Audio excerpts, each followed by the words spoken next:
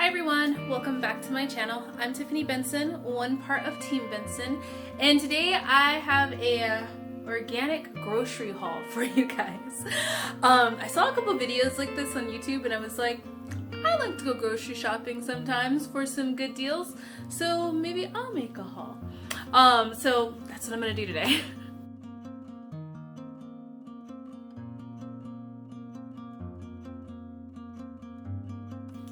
Alright guys, so one thing I want to point out is that a lot of people have always told me that eating organic is expensive, and so they're like, yeah, I can't really stick to an all organic grocery shopping because it's too expensive. And I will give you that if you're buying like a lot of pre-made stuff that are organic, like if you were to buy a pre-made soup mix or something like that, yes, it's typically like 2 to 3 times the price of something that is not organic. But the way I see it is that I spend all year long fighting pests, fighting diseases, and all that to grow an organic garden to be able to feed my family something organic. So the last thing I want to do is then buy something that's not organic and just defeat the purpose and put a bunch of preservatives and craziness into my family's body when I spent all this time growing an organic garden. So not all the times when you have a small space garden can you fit everything. So there's going to be things that you're going to want that you can't grow. Like I can't grow a lot of fruits, and I eat fruit pretty much every single day. So it can get expensive if you're buying certain things, but there is a way that you can do it for a lot cheaper. And that is when it's time for the sales, get things while they're on sale and then just preserve them yourself. So instead of me buying soup mixes from the grocery store that are organic soup mixes, I create my own soup mix by just buying the vegetables and dehydrating them. So that makes it way cheaper because, yeah, a soup mix could be about $6 for a soup mix, and that's just for one. Or I could get a giant bag of carrots that are organic for $4 and get some leeks for $2 and get some potatoes and get some peppers and dehydrate them all, make my own soup mix, and that's going to make me a ton of soup mixes that I can have for a ton of different meals throughout the year versus just getting that one packet for $6, $5 or $6. So I'm going to show you guys what I got. A lot of it is produce because I cook fresh and homemade every single meal. I typically don't use anything that comes in a box or anything like that. Everything that I make, it comes right where you gotta chop it up. So I try and pre-cut everything. That way I can have things in my freezer so I can just take out some frozen peppers to throw into a dish versus having to chop them up and all that. I try and do it on one day where I preserve things the way that I want them to be preserved, so then I can just quickly grab them when I'm cooking. So let me show you what I got, guys. So starting over here, I got some fresh ginger. Now, ginger has a lot of benefits to it. So you can use it as a tea, you can use it as a flavoring for different dishes. It goes really good with seafood and also chicken and a lot of Asian dishes. So I buy these in bulk. So I buy really big pieces of ginger and then I preserve them different ways. So I'm going to show you guys one of the main ways that I preserve ginger in a different video because this is all going to be for medicine for the flu and cold season. So the next thing we are lucky to have are hot Hatch chili peppers. Now we live next to New Mexico, where Hatch, New Mexico has these amazing green chilies that they grow, and they're called Hatch chilies. And if you go to Hatch, New Mexico, you will find tons of these things everywhere, and they will be on everything. So my idea for these chilies is I'm going to roast them in the oven and get them nice and charred, and then I'm just going to chop them up and put them in small sandwich bags and freeze them. So the next thing I have are red bell peppers. I'm not fond of green bell peppers or any other type of bell peppers, but red bell peppers I love. So I'm going to chop these up. I'm going to freeze half of them, and then the other half I'm going to dehydrate for soups and make a big giant soup mix. Now I am going to start water bath canning because if you guys don't know, we got a water bath canner and I'm super excited about it. And so I eat fresh fruit pretty much every single morning with breakfast. So I am going to make these in a syrup and I'm going to water bath can these. These are nectarines. And then over here to tomatoes. These are on sale, guys. Organic tomato paste. Nobody really knows what to do with it. So they were on sale. So I bought 5 of them because that was the max I could buy. And I always use these to kind of thicken up a lot of my sauces that I use with the tomato base. So if you buy these that are in the tube, they last a little bit longer than if you get them when they are in the can. So it's the same price as if it's in a can, but this tube will last you a lot longer. So there's that. So one of the things you're going to want to do if you are trying to plan an all organic diet and if you're wanting to shop organic, because like I said, yes, you're right, it can be expensive, but doing a little bit of meal planning. So getting one thing like this tube of tomato paste. I'm going to use this for making tomato sauce when I make my spaghetti sauce. I'm also going to use it just when I have like little flavorings for stews and different things like that. And maybe even just like a stir fry. I can use this in here too as well. So you want to have things that you can use for multiple different things. These peppers are going to serve a couple different purposes. I'm going to have them in the freezer so I can add peppers to anything, but I'm also going to dehydrate these peppers, or half of these peppers, and I'm going to have just jars of soup mix. So in the jar, it's going to have a layer of peppers, a layer of leeks, a layer of carrots and celery, and whatever else I put in there. So I did not grow cherry tomatoes. Actually, I had a cherry tomato plant and it got destroyed. So I found these cherry tomatoes. They all are organic and I found them on sale. So I'm actually going to chop these in half and then I'm going to dehydrate them. And these I'll be using for my soups, my vegetable soups.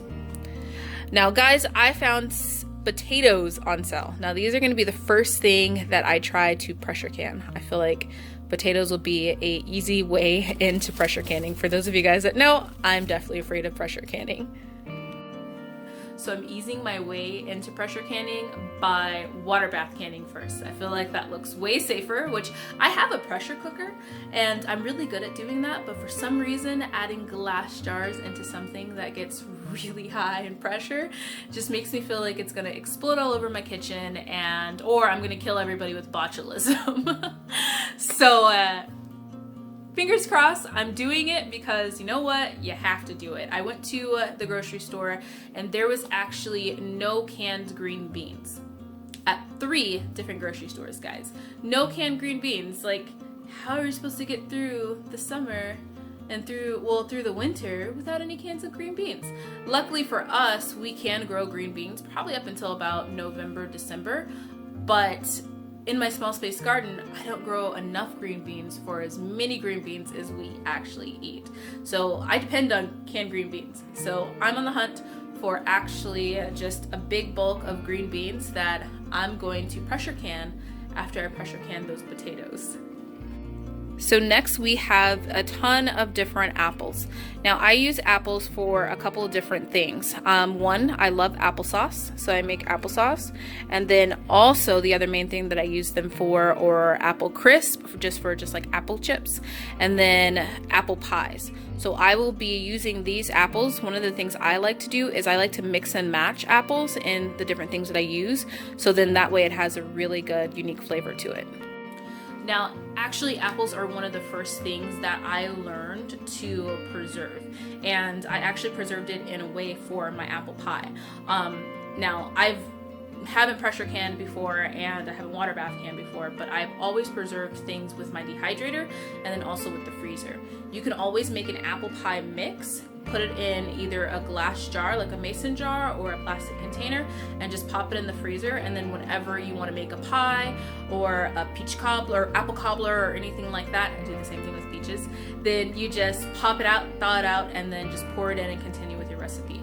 That is one of the best ways to have apple pie in the middle of the fall and in the middle of like the early spring and the winter when there's maybe not a lot of apples or the apples aren't as fresh as they could be. So the last couple things we have are mushrooms. Now the mushrooms I'm going to also dehydrate, and I'm gonna put those in my soup mix. I haven't dehydrated mushrooms before, so this is gonna be something that I'm experimenting with, and we'll see how it goes. Leeks are amazing to have in a lot of soups. I actually make a really good leek soup that maybe I'll make one day on here so you guys can see. And then carrots. Now I use carrots for a lot of different things. I'm going to freeze some of these carrots for when I make stock, and then I'm also going to dehydrate some of these carrots for different stews and also different soups. I make a really good kosher chicken noodle soup, so that's what I'll be using this mainly for during the winter. The last thing I have here is a bunch of parsley. Now, I absolutely love parsley. So parsley was one of those herbs that I never knew what to do with it. Like, I was just like, it kind of smells weird. It's something that, like, you know, it's like, well, you know, it's not cilantro, and everybody's always said either you like cilantro or you like parsley. Well, I love cilantro, but I also love parsley because now I know how to use it. So one of the things I love doing with it is making a chimichurri. It's kind of like a pesto, but instead of using basil, you use parsley. And then the other thing that I found that I have been testing out all the different meats that I got from the Wholesome Foods company, where I got a bunch of different meat. If you guys haven't seen that video, I'll link it down below because it's really good prices for both meats. But I took butter in a cast iron with a little bit of olive oil, and I put parsley that I grew in my backyard that I had stored in the freezer, and then I also have rosemary that's currently still going gangbusters outside even though it's 115. And I sauteed that in the pan until it was kind of welted down and cooked a little bit. And then I took a steak and put it on top and seared both sides, and then popped the whole cast iron into the oven for about 6 minutes. It was the best steak I've ever had. So parsley is definitely one of my herbs that I will be growing a ton of this fall because now I know how to use it. So in the meantime, till I can get my herbs going, because my parsley plants that were outside did meet the sun and we're not happy about it. So I have no parsley outside, but I'm going to freeze this so that then I have it for all different purposes. Because when you make chimichurri or when you make the dish that I was just talking about, you don't really need fresh parsley. You can use fresh frozen parsley and it tastes exactly the same. So I hope that this gives you guys just a little bit of an idea of what else you can do to still have fresh organic food, even though you may not have the space to grow all the different things that you want, because you still can have great food, guys. In fact, I'm going to be using these jars, which let me grab them real quick. So I'm going to be using these, just basic canning jars, and you can put these in the freezer. You can pressure can them, you can water bath can them, and then you can also just put dehydrated foods in them too as well. So I'm going to be using these, guys, and these are actually in hot demand. I actually went to my grocery store and there were only 3 cases of these, and they only had pint-sized jars. So I'm actually going to be ordering the bigger jars off of Amazon. If I can find them, I'm hoping they have them because I want to order them for myself. But if they have them, I will put a link down below so it'll make it easier for you guys to find. But you want to use something glass and something that has a good seal to where that will, you know, especially if you're just dehydrating things, this will make sure that everything stays fresh and stays safe for you, so that way you can make amazing soups with tomatoes and leeks and different things like that in the middle of the winter when you're waiting for everything to grow. So don't forget, guys, grow yourself a garden, because even a small space will provide you with tons of food. Bye, guys.